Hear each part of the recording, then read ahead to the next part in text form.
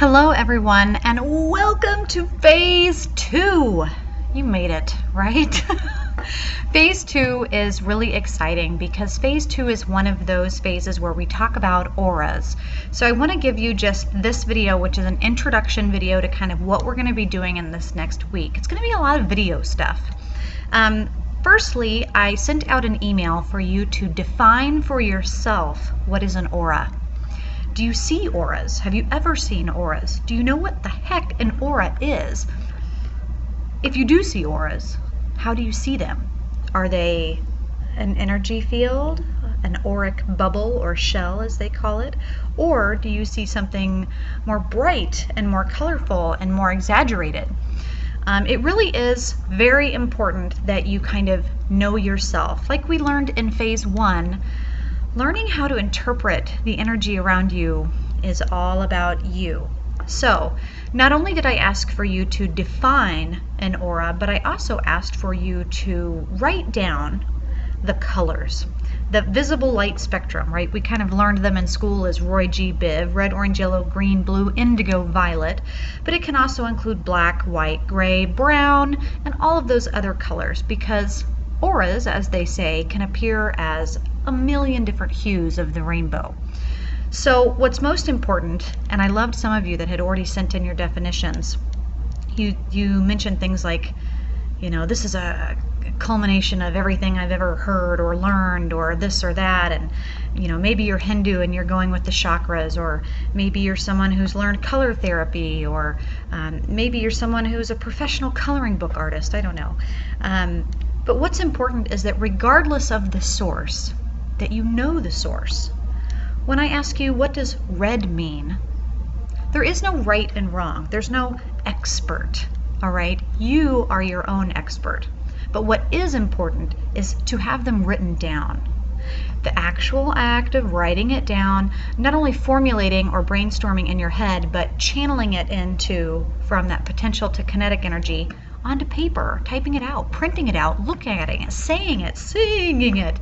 Whatever it is that you have to do to tell the universe, to tell your unconscious, to tell yourself and your intuition, when I see red, this is what red means. When I see yellow, this is what yellow means. When I see dark spots in the aura, this is what that means. When I see strange discolorations, or when I see a dense area, this is what this means. Again, there's no right or wrong, because what you tell the universe is your definition, will be how you perceive and interpret that information.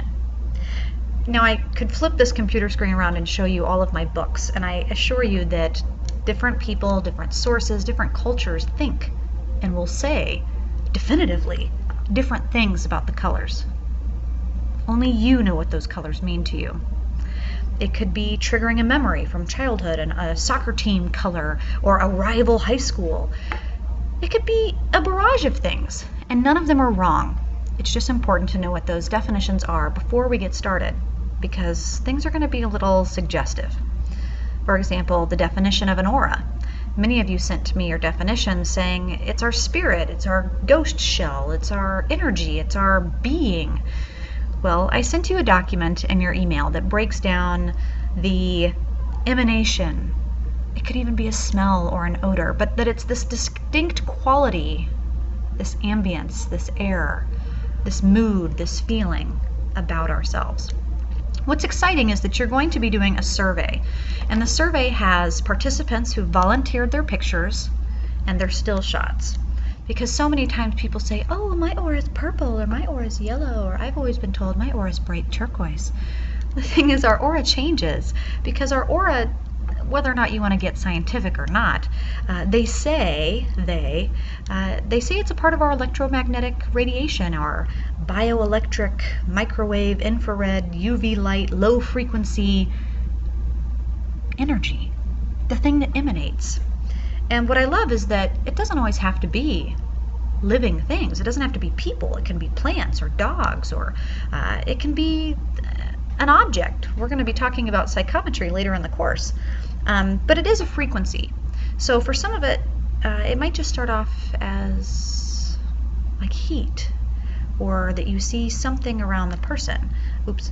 I remember oftentimes in school seeing something, and then somebody would move like this, and I'd see this behind them, thinking like, what in the world?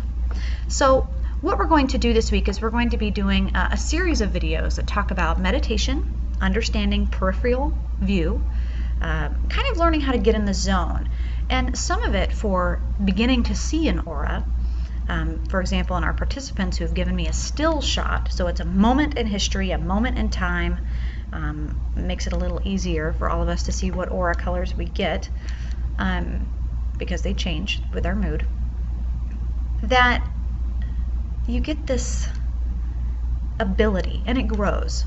You may not be able to see auras right now at all, but it's like those 3D magic eye pictures where you kind of focus on the person, but then you learn to broaden your vision to the peripheral, and you kind of zone out in a sense, and you're looking but you're not looking. Like I'm looking at the webcam, but I'm looking through the webcam. I'm thinking about your eyes looking at me. And I'm also thinking about the stuff in the room behind me as far as I can see. And the next video that you're going to be watching is a very short exercise on how to broaden your peripheral and kind of get into that meditative state that might help you begin to see auras. So if you haven't, send me your definitions of an aura and write down what the colors mean. Get it in there and describe for yourself what they are, so that when we take these surveys, you know exactly what you're seeing.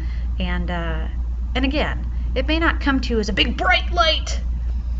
You might just look at that person and say, God, I guess I just get red. I mean, the first thing I get's red. I don't know if that's right. I'm not really seeing red. It could be the way that you're interpreting the energy. We may not be seeing it with our cones and rods and photoreceptors. It can be our intuition. It can be our mind's eye. So just be open to the opportunity.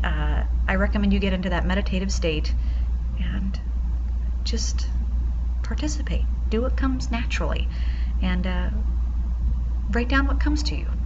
So I look forward to your emails, and once you're done with that, once you write down your definitions of the colors, then we're going to get into a series of videos about how to get in the zone so we can start to see auras all around us.